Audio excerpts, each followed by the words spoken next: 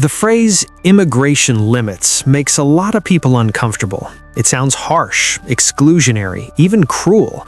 But every functional system has limits. The question isn't whether limits exist. They do, whether we admit it or not. The real question is whether those limits are planned humanely or whether they emerge chaotically and brutally. Every functional system has capacity.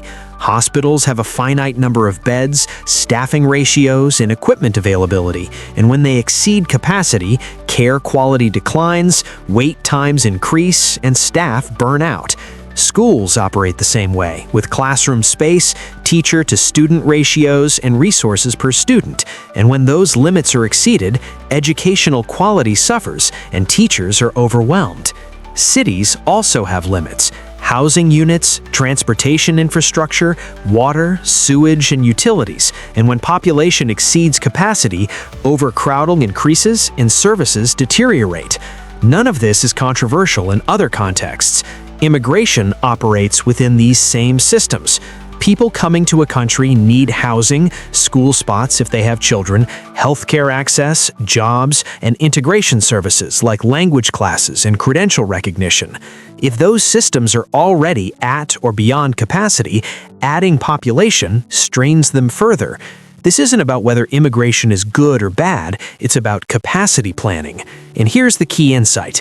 If you don't plan limits, you get them anyway, just in worse forms. Unplanned limits look like overcrowded and substandard housing, children in overwhelmed classrooms, immigrants stuck in exploitation because they lack alternatives, long healthcare wait times, wage depression in vulnerable sectors, and growing community backlash. Planned limits look like immigration levels matched to available resources, infrastructure investment ahead of population growth, integration support for newcomers, and protection for both new arrivals and existing residents. One is chaos, the other is responsibility. Humane limits ask a different question, not how do we keep people out, but what level of immigration can we support well? The goal is good outcomes for everyone. In practice, that means aligning immigration levels with real capacity, housing availability and affordability, school space and trained teachers, healthcare providers and facilities, actual labor market needs without suppressing wages, clear pathways for credential recognition, and properly funded integration support like language instruction, settlement services, and community preparation. If the answer to those capacity questions is yes, then more immigration is sustainable. If the answer is no, then capacity must be expanded or intake adjusted. When countries ignore this, problems follow.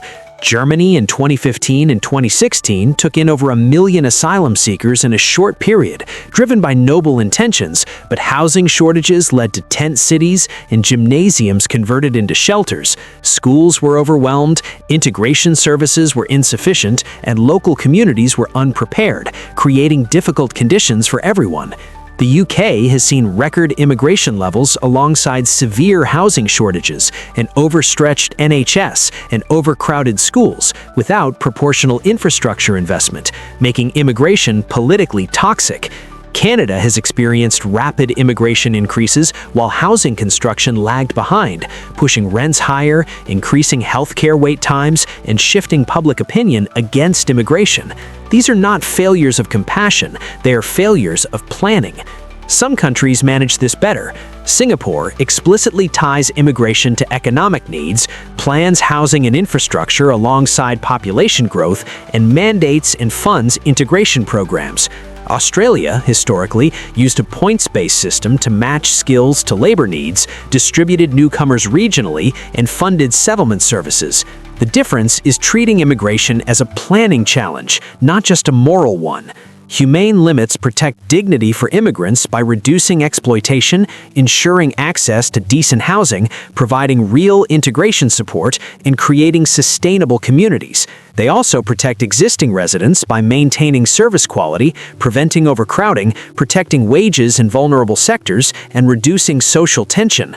Unlimited immigration without infrastructure investment harms both groups. If immigration is going to remain politically sustainable long-term, it has to work locally. When communities experience overcrowded schools, housing shortages, strained services, and wage pressure, public support collapses, and that backlash harms future immigrants who would benefit from more open policies. Responsible limits protect long-term openness. This approach isn't motivated by fear, prejudice, cultural anxiety, or xenophobia. It's motivated by ensuring good outcomes, protecting worker rights, maintaining functional systems, and supporting sustainable policy. Humane limits don't mean hostility. They mean aligning immigration levels with our capacity to support people well, asking whether we can provide housing, schools, healthcare, and integration support at a given level, and if the answer is no, investing in capacity or adjusting levels until it's yes. That isn't cruelty, it's responsibility, because chaos and dysfunction don't serve anyone, not immigrants who deserve decent conditions and not communities that deserve functional services. Good intentions without planning create bad outcomes. Honesty, investment, and sustainability create good ones.